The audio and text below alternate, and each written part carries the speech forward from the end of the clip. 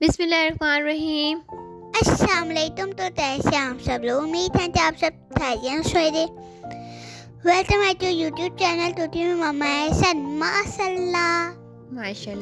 तो आज हम बनाने जा रहे हैं गजरेला, गाजर की खीर भी इसे कहा जाता है। तो बहुत ही आसान तरीके से हम बनाना स्टार्ट करते हैं। तो आपने मेरी रेसिपी वीडियो फुल देखनी है, कोई भी पार्ट स्किप नहीं करना।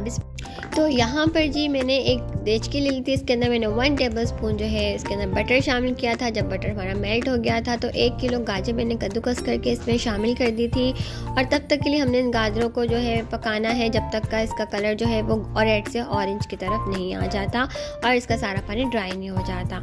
तो जी यहाँ पर जो है आपको मेरी और मेरी फैमिली की तरफ से नया साल बहुत बहुत मुबारक हो। हाँ, और इस साल में जो है अल्लाह ताला हम सबको जो है बहुत ज़्यादा खुशियाँ नसीब करे। जिसके दिल में जो भी नेक ख्वाहिशात है, जो हमारे हक़ में बेहतर है, अल्लाह ताला उसे कबूल और मंजूर फरमाए। आमीन सुम्मा आमीन।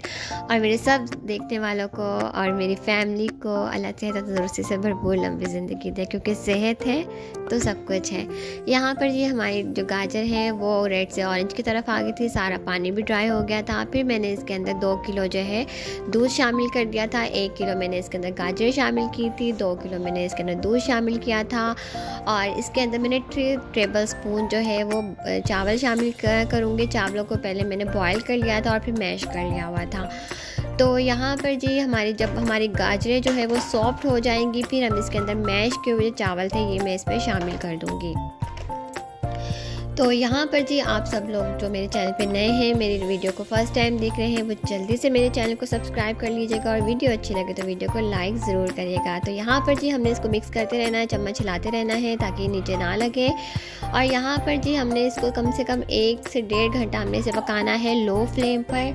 और यहाँ पर आप जो है जब हमारी जो खीर है वो थिक होना स्टार्ट हो जाएगी, फिर इसके अंदर हम जो है बाकी की चीज़ें खीर शामिल करेंगे, जिसमें चीनी और खोया हम इसमें शामिल करेंगे।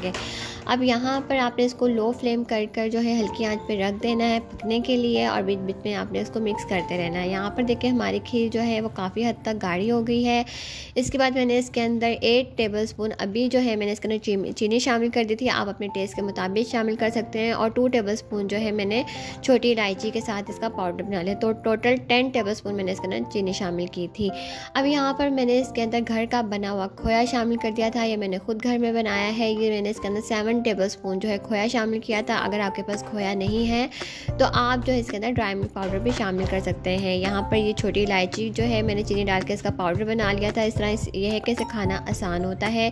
इसके बाद ये हमारा यहाँ पर जब हमारी गाजरें, दूध और चावल सब यकजान हो जाएंगे तो यहाँ पर स्टेज पर आपका गजरेला बिल्कुल तैयार हो जाएगा। तो उसे सर्व करें और ठंडा करके खाएँ या गरम गरम भी खाएँ, दोनों ही तरह ये बहुत मज़े का लगता है। तो मुझे इजाज़त दीजिएगा। अपना ढेर सारा ख्याल रखिएगा, दुआओं में याद रखिएगा। अल्लाह ताला हम सबको अपने हिफ्ज़ और अमान में रखे, बुरे लोगों से, बुरी नज़रों से बचा के रखे। आमीन सुम्मा आमीन। अल्लाह हाफिज़।